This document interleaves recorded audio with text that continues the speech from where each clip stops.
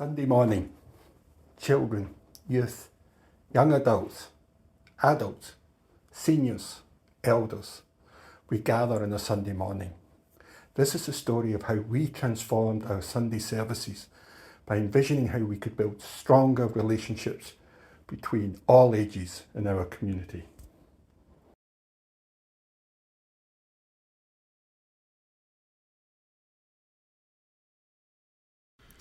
UUFRC recognizes the Ramaytush Ohlone as the original inhabitants and stewards of this land. They understood the interconnectedness of all things and maintained harmony with nature for millennia. We honor the Ramaytush Ohlone peoples for their enduring commitment to Mother Earth. My name is Maeve Knoth. My pronouns are she, her. I'm a middle-aged white woman with shoulder-length hair that's gradually turning from dirty blonde to gray. I'm wearing a denim jacket, black shirt, and green pants. Hi, I'm Peter Hartzell, and I prefer he, him pronouns. My self-description is I'm white, have short gray hair, dark rim glasses, and I'm wearing a navy blazer and open neck blue collar shirt. Hello, I am Reverend Brian Ferguson. I use the pronouns he, him, his. I am a cisgender white male in my early 60s. I have black hair with an ever-increasing amount of grey streaks. I am wearing a black open neck pullover with a yellow t-shirt underneath and blue jeans. Hello, I'm Reverend Brian Ferguson of the Unitarian Universalist Fellowship of Redwood City. Thank you for joining us today. My name is Maeve Knoth, and I am a volunteer and the lead for our Sunday Vision implementation team. And I'm Peter. I've been a member here since 2004, and I'm serving as president. This is my second year as president of our Board of Trustees. Thank you. So Maeve, tell us about Action Sundays. You're here to hear about our Action Sundays, and Maeve is going to just outline what that is so you know what we're talking about during the rest of the talk. So on a Sunday, twice a month, you will come in to church, and it's an Action Sunday. Come in to the sanctuary as normal, but that service is short, 25 minutes about, led by the minister as traditional, but without a sermon, with Reflection. I couldn't even remember what we called them. And then we all get up after those 25 minutes and choose from a variety of active workshops. Those workshops will be listed in your order of service. They will be listed up on the screen in the sanctuary, and folks are welcome to choose what interests them until that room is full. We decide what those workshops will be based on a variety of interests in our congregation, what our themes are for our services, and what can attract both young people and older people, what can attract a variety of personality types if you're introverted or extroverted, what abilities we have. How is it that we can integrate everyone into these Action Sundays? And as we're deciding what the workshops are, we really keep in mind two fundamental goals. One is that we would develop deeper relationships with each other. Mm-hmm. So opportunities to interact, opportunities to think about problems, to wrestle with things, and to have a shared experience. And then the other main goal is that we can live our values in this space and in the larger world. So how can we do social justice work in that second half of an Action Sunday? How is it that we can wrestle with one of the complicated topics that are central to Unitarian Universalism? So it's an exciting, they're very vibrant Sundays. Thank you, Maeve. And so Peter, give us some sense of where is Redwood City, not the most well-known place in California, and also a little bit about our fellowship here. Okay, so UUFRC, Unitarian Universal Fellowship of Redwood City. Redwood City is 25 minutes north of San Francisco, so we're in the San Francisco Bay Area. And we're 60 some odd years old. We have about 150 members, and on any Sunday we're probably talking 60 to 80 people in the physical building, plus another 30 or so online with our hybrid service model. Thank you. And I've been attending for 25 years, and over the course of that time, we grew our youth and family program from 10 or 15 up to 60, 70 children enrolled in the program, which didn't mean that there were 60 every Sunday, for sure. But we had to run 4 age groups of class, plus our nursery care. We had, at age of reason, we had 12 children in the 3rd and 4th grade, to do age of reason. We had a very good, strong group. And slowly, over time, for a variety of reasons, that number got smaller and smaller. Our kids aged out and went off to college. Other families did as well, and we weren't pulling in new families. Of course, there's demographic shifts, and I'm sure that all of you are experiencing those as well. Soccer suddenly moved on to Sundays, when for years and years, soccer had been a Saturday activity. But we also had 4 ministers over 8 years, and that lack of stability really impacted families looking for a church home. So as heading into the pandemic, we had 12 children maybe enrolled in the program at that point. So something had to be done. Well, I joined Unitarian Universalist Fellowship of Redwood City in the summer of 2020. And you probably remember the summer of 2020. That was the height of the pandemic. As much as we try and forget it, that's the context of where I entered here. Though I was actually still in Texas, and I never met anyone in person here during the whole candidating process because it was all online. But 3 days before I started, our original Director of Religious Education resigned. And as I said to him, better 3 days before than 3 days after, so it's nothing to do with me. I couldn't get blamed for that one. So they resigned after being here a number of years. So we hired an interim Director of Religious Education from within the congregation. And one of the things that really attracted me about this particular person was she was an expert in design thinking. And design thinking was a process I'd used at a previous congregation I served back in Texas, where we re-envisioned a children and youth religious education program. And it was very successful. And design thinking, some of you may be familiar with it, but what design thinking really does, it really helps you to look at the problems in a different way. Rather than trying to think up solutions to the problem, it really goes, what are the needs of the people you're trying to serve? And I think it just creates a broader way of looking at it. And so that was one of the attractions of hiring this person. And of course, the first year was a pandemic. That was, my first year here was 2021 through 2021, 2020 through 2021. And that was a year we were all online, we were upgrading technology. I was preaching to a camera every Sunday, which I can't say I miss. And so it's just a really tough time. We're just, the children's programming was online, but we did try and do some all ages activities outside with fairly good success. I know, Peter, you were very involved with that, and that was actually one of the things, just to try and keep some connection with people. Then it started in the 2021-2022 church year was where we really started to get going with the visioning process for our religious education program. And we started using the design thinking method there. We hired this team, we formed this team of 7 people. They were all professional educators except me. I felt really out of my depth with expertise in that. We had professors of religious education.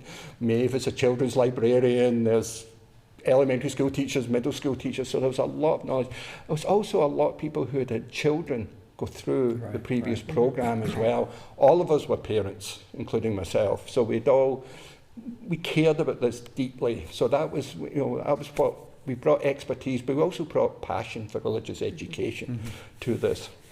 And then we started this 6-month process in October 2021 through March 2022, and the board really gave us a year to do this, and we went through the design thinking process, and the first thing that we had to do was discovery, and that was a process that seemed very long, and I know the board was asking me, what's going on with this, what's happening, we're not seeing any progress, but what we were really doing that time, we studied the religious, the social, economic, the population, the cultural and the generational trends in the US to really understand what's happening in the world around us. And you know, there was big changes going on in religion. We were dealing with this in the post-pandemic time frame.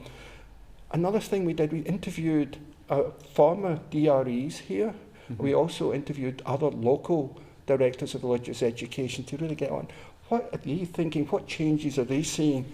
We interviewed parents who had children come through the programme. We interviewed parents with children in the programme, but we also interviewed parents who are not part of our congregation. We're fortunate enough to have a preschool here that rents space in our building, and we interviewed parents there as potential people who might be interested in coming into the congregation. So we really tried to get a wide perspective on it. And the other thing we did was we looked at other programs that other churches were doing, both within Unitarian Universalism and outside of it, just to get ideas of what was going on. So it did, when you hear all the work that we did there, 2 months wasn't really that long, though. It did seem like it to people outside the process. And our conclusions were quite amazing. The whole process, Maeve was part of that team as well, and we kind of moved as a whole group to this consensus idea of what the problems were. There wasn't really a lot. The only arguments about it was how quickly we were moving. Other people wanted to move quicker. I probably wanted to move slowest of everyone. But there was not really any arguments about the conclusions. We really moved together to decide that here's what we really wanted. There's a desire within the congregation that we wanted more relationships with people of different ages. And we're trying to break down not just the children and youth versus adults, but people of different decades.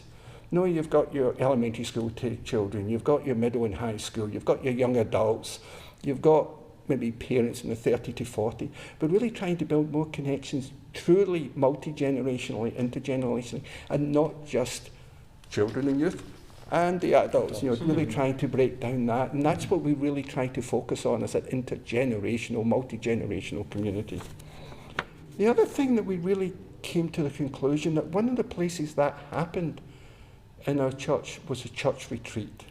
In November, we'd go off to this church retreat. And there was definitely, you know, the children would go off exploring in the forest and the adults would do certain things.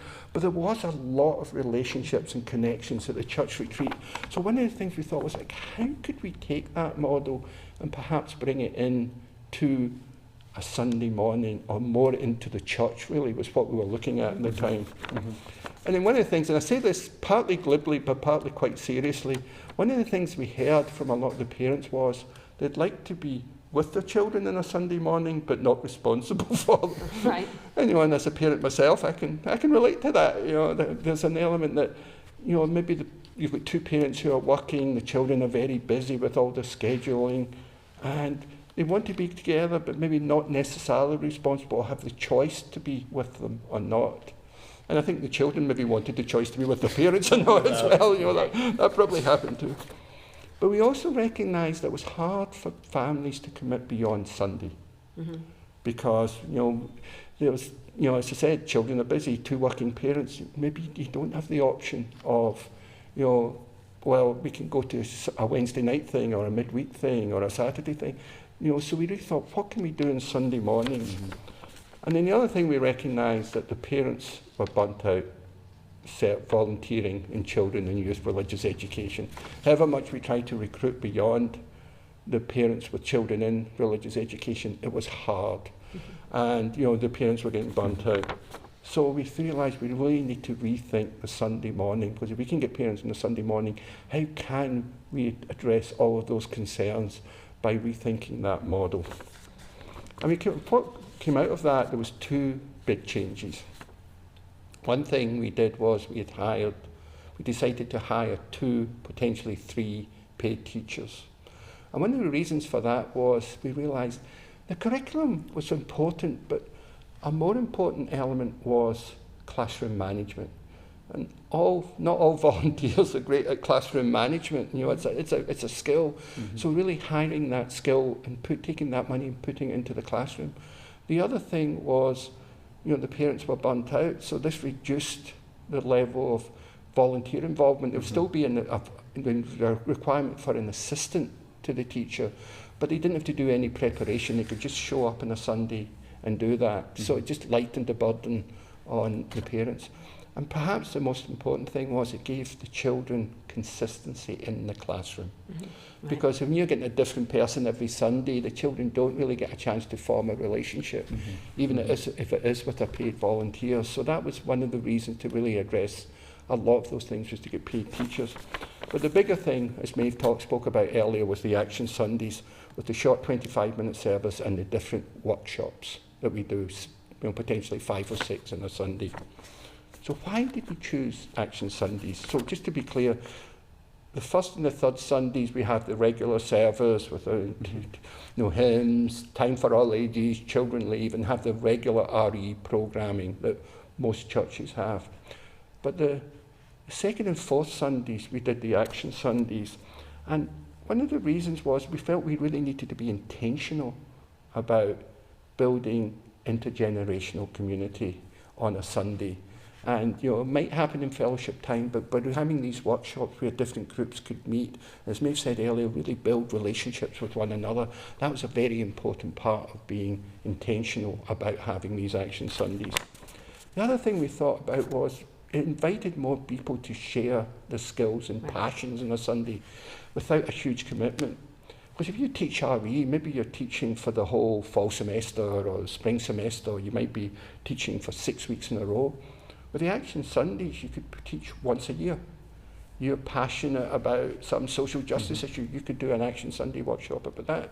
You might be a wonderful craft person or a musician, you can share that.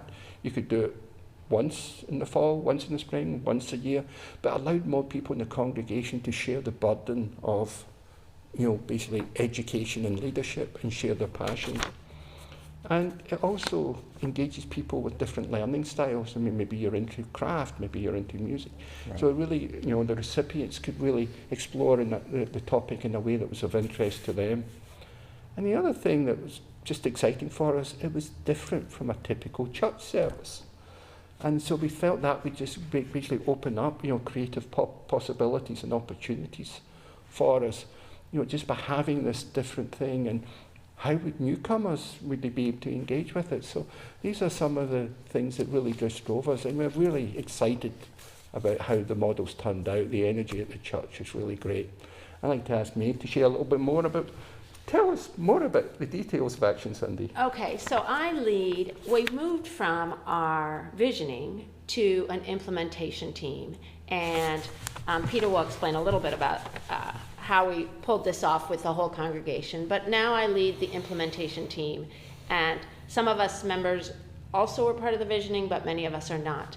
And we are friends with we are connected to different people in the church. We have different skills amongst ourselves, and we first met twice a month when we were the first year of our Action Sundays, and now into our second year of Action Sundays, we meet just once a month. And we look ahead and say, what's happening in the world? What's happening in church? What is it that we have to offer? What was that conversation that I had with someone in coffee hour that I think, I'll bet she could bring that to an Action Sunday. And we map out those 2 Sundays a month with 5 or 6 workshops. We are always thinking about the variety of the style of offering, the variety of content. We are thinking about accessibility. We're thinking about the age ranges that are welcome. We are thinking about what did we offer last month, and how is there a way to build off of that in some way? So many of us, and I'm sure this is true with your congregations, are involved with all kinds of things in the world and involved in all kinds of things at church. So it might be that I sing in the choir, and and have time on Thursday nights to do that. But it might well be that I'm actually not a good enough singer to sing in the choir, and I don't have Thursday nights free. But how can I have more of that choir thing, that music in my life? Let's make sure that we have musical offerings. And these are participatory musical offerings. These are not, Maeve sits and listens to someone give a concert. This is, Maeve has to stand up and learn this song with everyone else. and sing. I get to, and sing, and I get to. And for me, that's tremendous. So when we're looking at our Sundays, we are thinking about the kinds of, what is it that we do outside of church that we could bring in? What organizations are we involved with? What social justice, what voting rights, things match our Unitarian values and should come inside the doors. Not inside the doors every single Monday for, ad nauseum, but once in October and again in January to look at those kinds of things.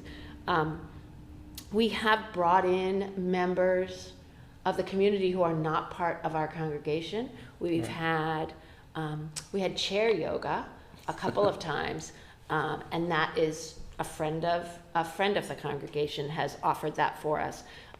There is a local organization called Faith in Action that is a interfaith organization and works very hard on housing issues in this area. And Faith in Action members have come a couple of times and shared their work and been able to draw from us what are our concerns as well, and what do we have to offer. We found that families really want their children to be involved in social justice work, but again, it's just about impossible to do that and get them to school and get them to piano and get to church on Sunday. But if we can offer that at church on Sunday, that's a gift not only to the congregation and to the community, but it's also a gift to that family and to those children to grow up knowing that that's something that they can participate in, to feel like they can contribute.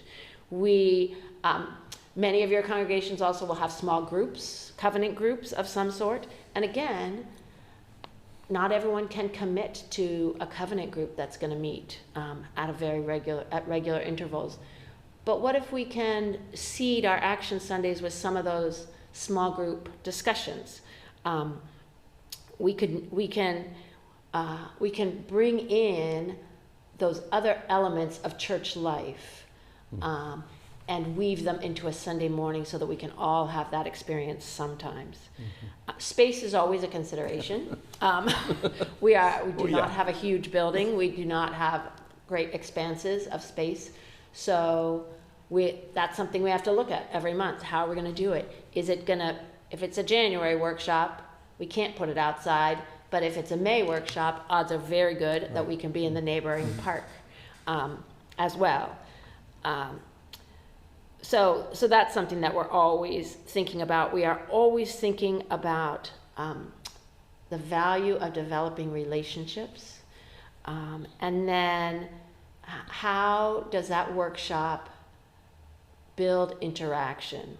It's not just an opportunity for me to learn something new. It is truly an opportunity for me to wrestle with something new, to get in conversation with someone about it. How do we build cross-age friendships?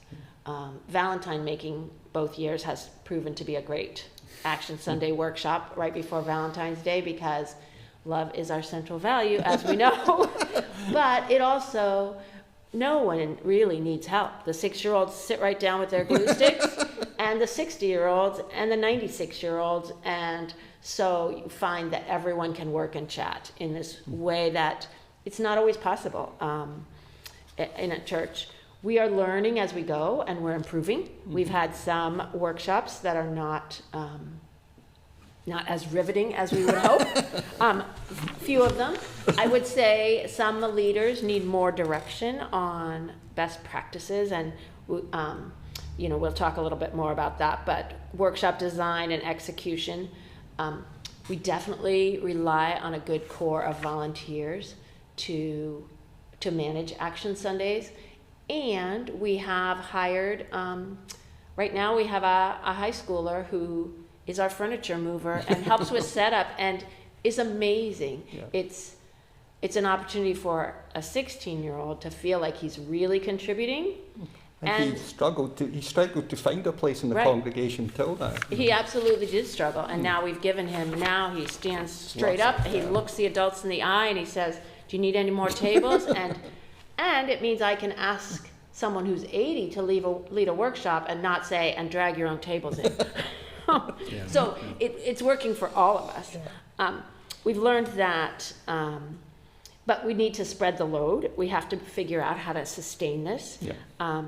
We've learned that technology is often a distraction, mostly a distraction, and to use it very judiciously. If someone suggests, I'd like to give a workshop and it will be a PowerPoint, then we say, nope, how can we reshape that, rethink it, so that it's about us talking to each other and not looking at that screen. So it's, we also really have to make sure that workshops are accessible to first-time visitors. So if you walk in off the street today, you didn't have to do any homework, you didn't have to read ahead of time, nor do you have to understand how churches work even, or know any secret lingo. You know, we have a place in the in our sanctuary that we call the Center of Interest and has artwork. It has to be obvious if you're joining that artwork workshop that you don't need to know what that secret Center of Interest means. You know that you're contributing artwork to the congregation, and that will be on display. Sometimes we have added workshops because of something that came up in a church service. Right. We had a World Cafe. We held a World Cafe at church, which led to many other kinds of workshops afterwards. And the reverse is also true. Some workshops have led to other classes and deeper things happening at church. The minister led a workshop about end of life, and so many people had so many fascinating pieces of conversation they wanted to discuss that it led to a series of Sunday-long workshops and services. So we are trying to have as much variety, and I'm excited to say that we've probably offered, I hate to even think now, 60 different workshops, maybe more than Probably that. more than that. More than that. We've repeated maybe twice. So that's where we are. But Peter, you're not on that committee. You walk in of a Sunday morning, and you're surprised. Well, I mean, you're not surprised because we do some PR during the week. But go ahead. What's your experience? So during the week, I get all of us get a little primer of what's happening in the service. And if you're attentive, you can read ahead and know what the workshops are. If you're not attentive, you show up and they're up on the screen as you're preparing for the service. And then the chalice is extinguished and we say our chalice extinguishing words and off we go. It's a little bit like junior high school when you had to run to class. And it's very exciting, the energy as people are choosing which workshop would they like to go to. And as Maeve has described, there are lots of variety, and over time I've been to ones where I learned how to plant a seed in a pot with an egg in it, and it turned into this fabulous tomato plant many, many weeks later on my balcony. So that was kind of brought back memory. I've been to some singing workshops or music workshops, a workshop that Brian led on Lent and Lenten practices, and so it's a variety. And then you finish, it's only half an hour long, so it's not too long, but it's long enough to dig in. And then boom, you're out in the social hall, and everyone's buzzing. You're hearing what were their workshops, and you're telling them about yours. And in the course of it, it's a little bit like a small group ministry type thing, which is so powerful, we all know. And it's a bit like the retreat. So it has these wonderful threads of things that we know work well and ends up giving the community a lot of energy. I think that was a big thing I noticed was the energy on even the very first Action Sunday workshop. The whole energy was different. And that's carried over to the other Sundays as well. It's really invigorated the congregation in a way that's been astonishing. You know,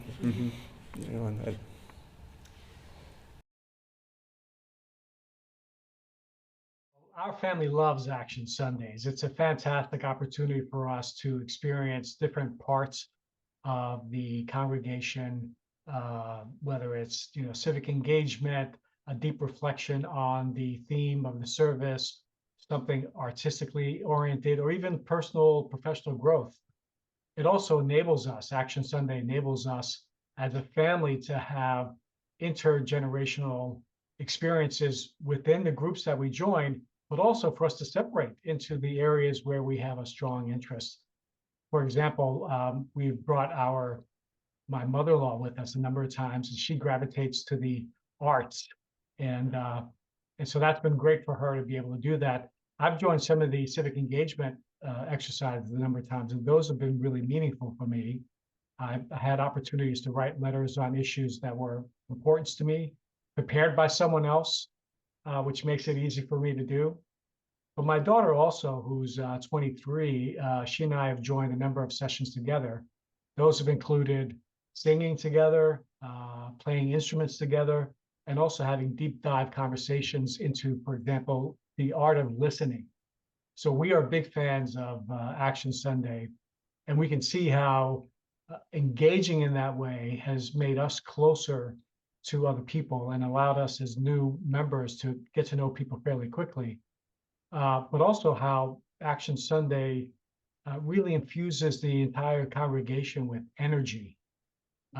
There's a spillover effect that happens when people get together in those small groups that spills over to the other small group meetings that people have and that I've participated in, but then also the services overall. The other thing I would say about Action Sunday is you just show up and you don't have to commit to additional time. There's no additional visits to the church. There's no additional scheduling. It's, fits within the service, and that's been great. Yeah, making the bubble wands is really fun. I think my favorite part about Action Sundays is that we get this sort of intermix of generations when we do these sorts of activities. It's great to have the kids with the adults, and especially when we're able to do activities that, engage the mind and the body. Going to the park, we actually got a lot of community members involved. A lot of local neighbors came and made bubble wands with us, and the kids got to share that experience with members of the community, not just our church. So that was really great. The teachers are fantastic. And they always seem to have really fun, especially when they get to get out of the building. Yes. That's always really great when they do things where they're walking around the neighborhood or heading to the park or even just out at the picnic tables, painting rocks. And the tree. And what have you. And the tree. And the outside tree. Yeah. Yes. But no, we really like Action Sundays. It's nice to have something where Neil and I really feel like we have a lot of choices. There's rarely a day where we're like, oh, none of this is interesting. It's always like, well, if you go to that one, you can tell me about it. Yeah. And then it's like, I went too. I came by myself to Scope the first time. Right. But the first time we came as a family was an Action Sunday. Yes. Is that one of the things we'd always worried about? What would it be like for new people there? Yes. How did your family find it? We went with Milo. So we stayed as a unit, so that helped. But it was definitely nice because as sort of a young family, the families kind of end up going towards similar events together. So Milo got to meet many of the kids kind of in one fell swoop. And I think it was nice because we weren't inundated with having to find a way to meet new people. There was a small group of people that we were innately going to be introduced to by nature of the activity that we were doing, as opposed to just being launched into a social hall with a ton of faces and you're trying to figure out who looks friendly. Yeah. Everyone looks friendly. It's hard though because you don't know people. It's really hard. You assume they're friendly, but it's still hard. It's still hard. I mean, you just don't know if they're open to having a conversation with you or someone that they already know well, right? You have to sort of assess whether people are open to it. But when you have something to do together, it's also why I love board games. It's the same sort of idea of you're around a common activity and you're working on something collectively and you can focus on talking about that instead of having to find all the small talk questions. Which is really nice because you have a shared experience now that you can draw from the next time you see them of oh, you're that person that I made flower pots with. So I think Another one of the great things about Action Sundays is that the religious education teachers go to the Action Sunday events that are oriented towards the children. So we get to decide if we want to have an experience together or if we want to focus on our own individual growth. A couple weeks ago, Maeve led one that was about poems in two voices that I got to go to while the kids were working on body instruments. Do you remember that? Body percussion? Body percussion, yeah. Yeah, you had so much fun with that one. Well, and that was really great because I ended up being partnered up with someone I hadn't really talked to before. And we had to figure out this really silly poem about cicadas and their back and forth voices and being over top of each other. And that sort of coordination was great. And hearing everyone talk was great. It's really nice to have that opportunity to be myself, Be a choice. not just be a mom. Yeah.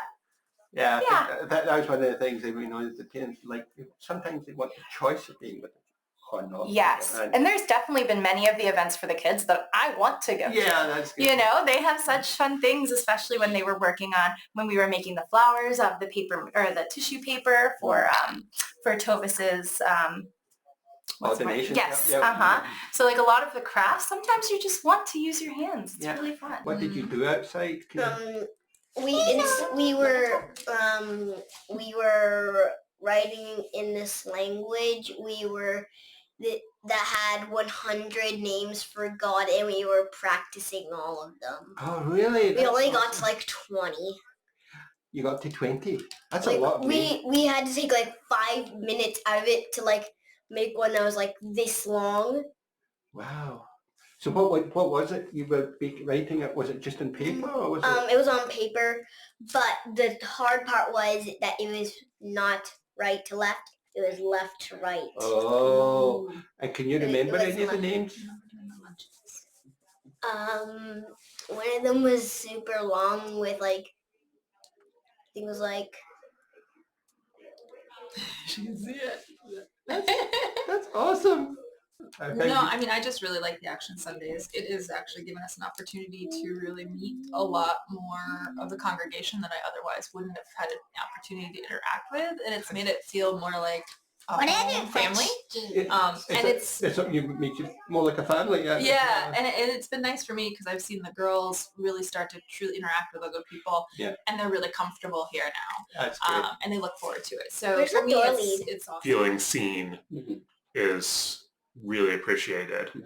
And it's been great. There's been times that there's been the perfect activity to do with the kids, and both with my 3-year-old and 6-year-old, that both of them could participate in something. And there's been days that the 3-year-old has stayed in childcare, and me and my wife have done our own Action Sundays, or I've had to,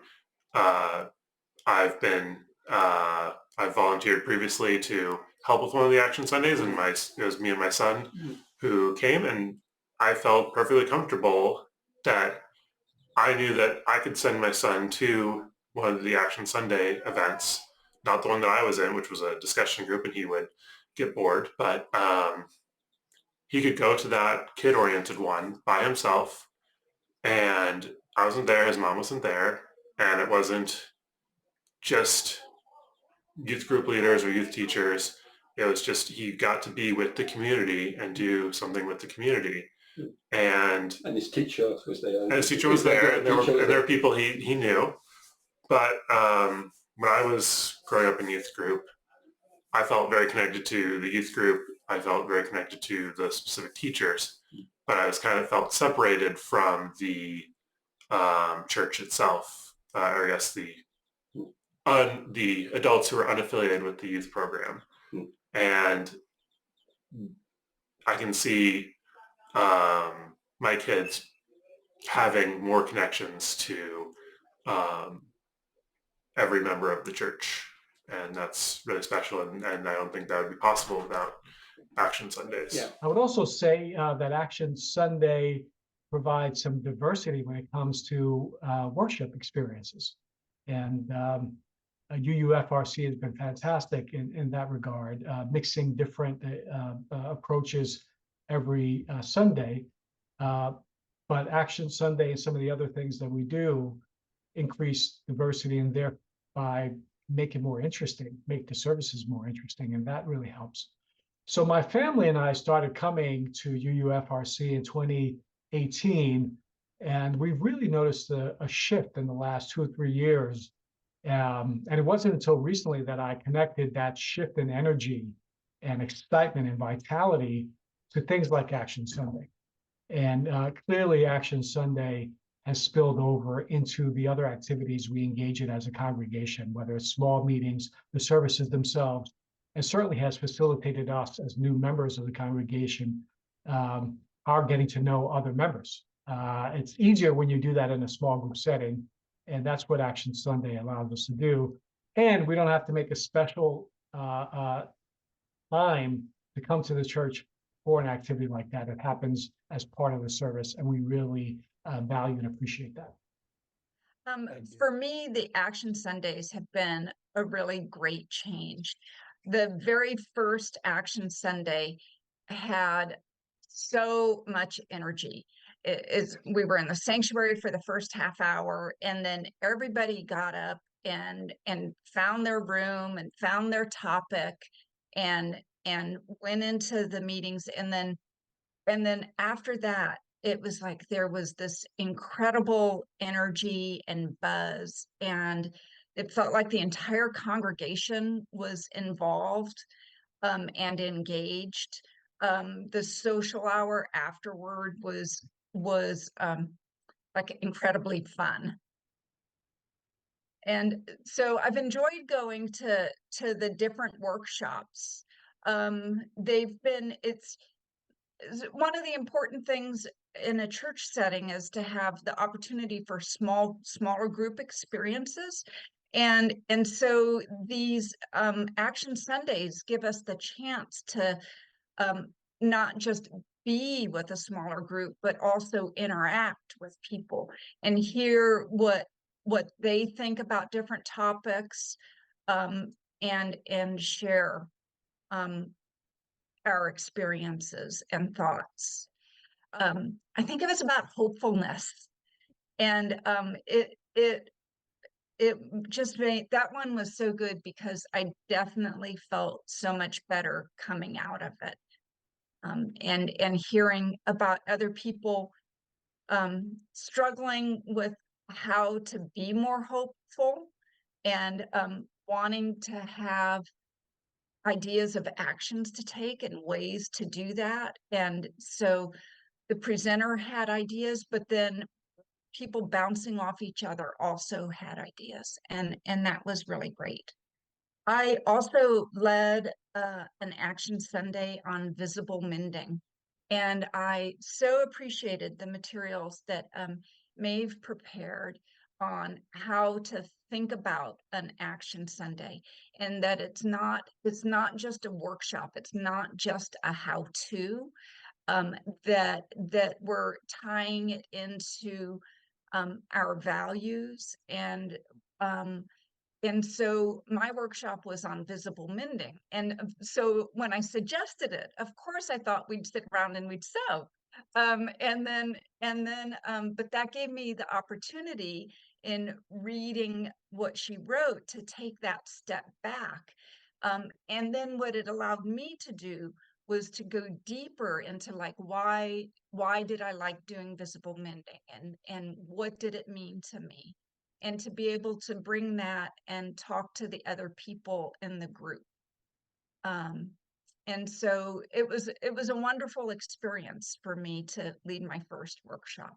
I have found that being in the workshops and again, it being in smaller groups, that it does give me the opportunity to get to know somebody, and so that we really get the chance to know better. You see people, they have their name tags on, you kind of know them, and it gave me a chance to really get to know them better, and to have a chance to talk to them, and it leads to the opportunity in the social hour too, to maybe dive in a little deeper about something that they said, and so yeah, that's been a wonderful feature to get to know people better. In the Action Sunday workshops, I've only been able to engage with the children and youth a little bit. And um, so there are some workshops that there's a lot of kids that come to it, and so one of the things that I think I need to think about is sometimes I look at them and I think, oh, that's the workshop for the kids, but maybe I should be thinking about, oh, that's the workshop where I get to know the kids. And another thing that I've seen is I have seen other workshop leaders who are especially good at engaging with the kids. And I appreciate when I see that. So we had a letter writing thing, and a teenager sat down for that. And then the workshop leader was just really good about talking to him about, like, he was like, well, what should I write? And just talking to him and say, well, here's what the subject is. And so, you think about how you think about it, how you feel about it, and that's what you should write.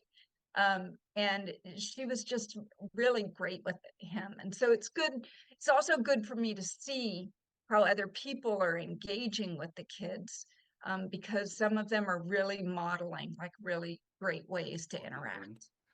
So I usually do the dance or art projects, and which is also usually accompanied by all the little ones. And so I always have a lot of fun just like hanging out with the younger people, and also like getting to talk with also the older people in the community. And it's very interesting. 5 months ago now, we did, for Tovis's minister thing, we made flowers out of paper. And I think Beth led that. And it was really interesting talking to her about her experiences and like how she learned how to make the flowers, and her like, and why she learned, because I think she learned from a wedding, and it was really interesting to learn about that. I definitely get inspired with their creativity because they have these random ideas. For example, I think it was 2 months ago, I was with Izzy and we were coloring in chalices, and she wanted to put a unicorn horn on top of the flame and have wings off of the circular part around it. I don't know. I think I would want to do a craft or like a dancing activity. I haven't really thought about it. We could go around the neighborhood and plant flowers. I usually like to do the arts and crafts because all the little ones can do it. And if I do something else, then they'll all follow, and it'll be like kind of a disruption to the activity. But I think if I didn't have the responsibility of doing something with the littles, I would want to do something that's like the UUFRC history that we do sometimes. I think in the social hall, everyone's a lot more, so it's usually very social, but I think everyone has like a better way of talking. So instead of just having to talk about themselves, they can talk about the activity they did and their experience in it. I've definitely gotten to know some adults because I've had contact with them before because of my mom and dad, but I haven't really like made connections with them. And it also really helps at Monty Torian because I get to spend time and like play music and play card games with them. But on Action Sundays, when they're joining in the art and dance projects, it's very fun to talk to them about their life and how they're doing. Yeah, I definitely feel independent when in the Action Sundays because my mom and dad do something else and I get to hang out with my friends. I think, Peter, you're going to tell folks a little bit about just how we got the whole congregation on board with this. Right. Because this was a big change. Right. Yeah, so from a leadership point of view, there are several elements here. The first is at a high level, at the time when this group started, the congregation, a small group, and the board had been working on a strategic plan to reimagine UUFRC. And one of the threads was intergenerational. So we wanted that, and we knew our RE program at that point, as Maeve has described, was really, needed a total rethinking.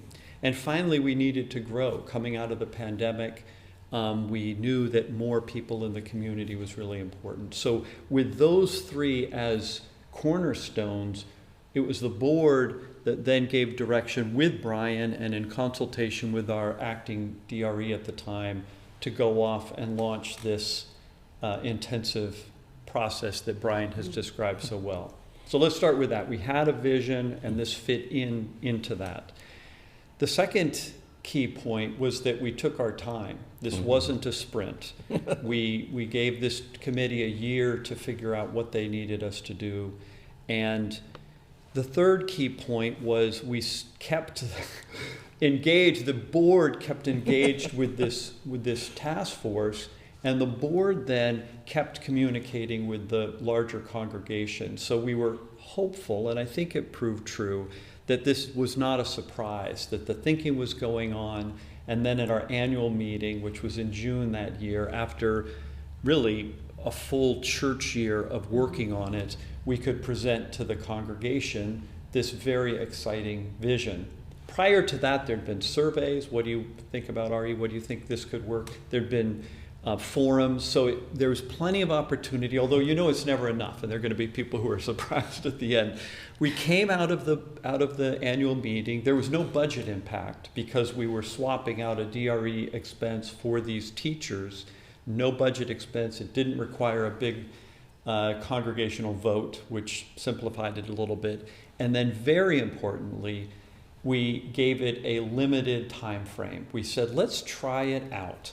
And how long should one try out something like this was something we talked a lot about, both with the committee and with Brian and the board, and ended up thinking 6 months seemed appropriate. With it happening twice a month, that was enough time for those skeptics to get used to it and see if they could, support it.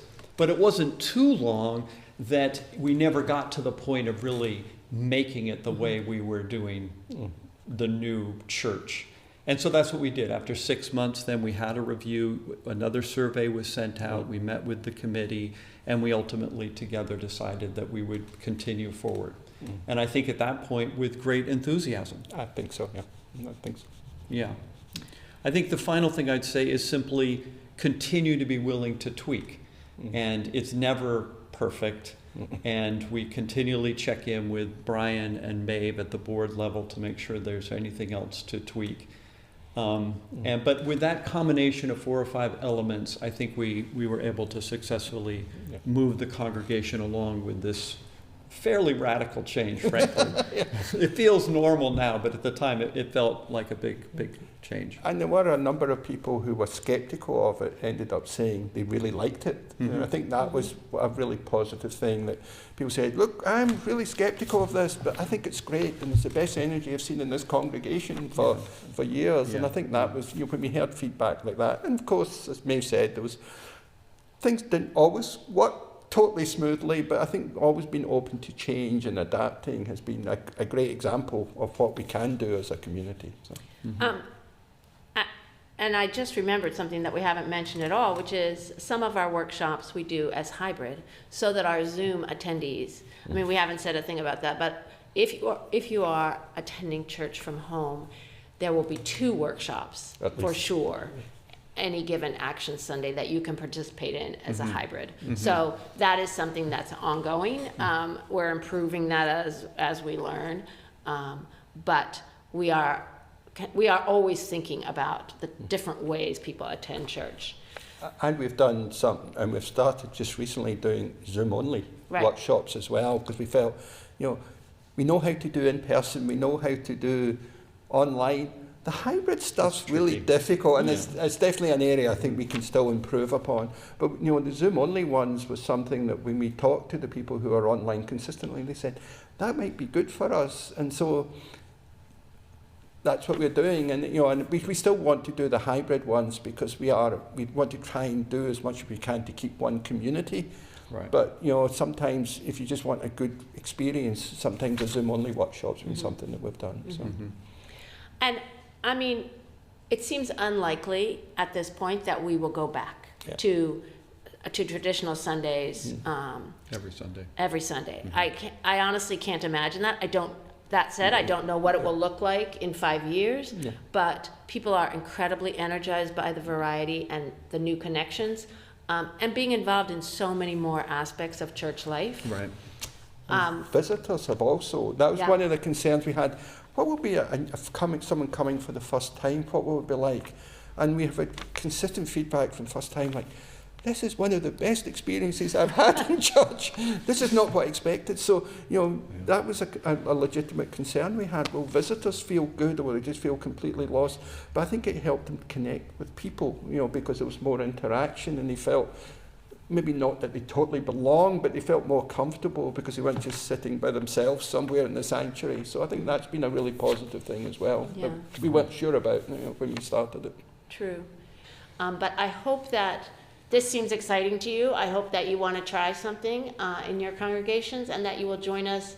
Look in the schedule for our live question and answer session, and ask us more about what, as you listen to this, what seems important to you. Thank you very much. Thank you. In the past, many of us lived near grandparents, uncles, aunts, and cousins. Therefore, multi-generational interactions happened organically with seemingly little planning. Activities and games between different generations were more common in the past than today, with many of us living great distances from our extended family and more time pressure on our individual family schedules. Religious community may be one of the few regular intergenerational events many of us have in our lives. This provides us a great opportunity to build deeper, more meaningful relationships between all generations through the time we have together and the activities we choose to do with one another.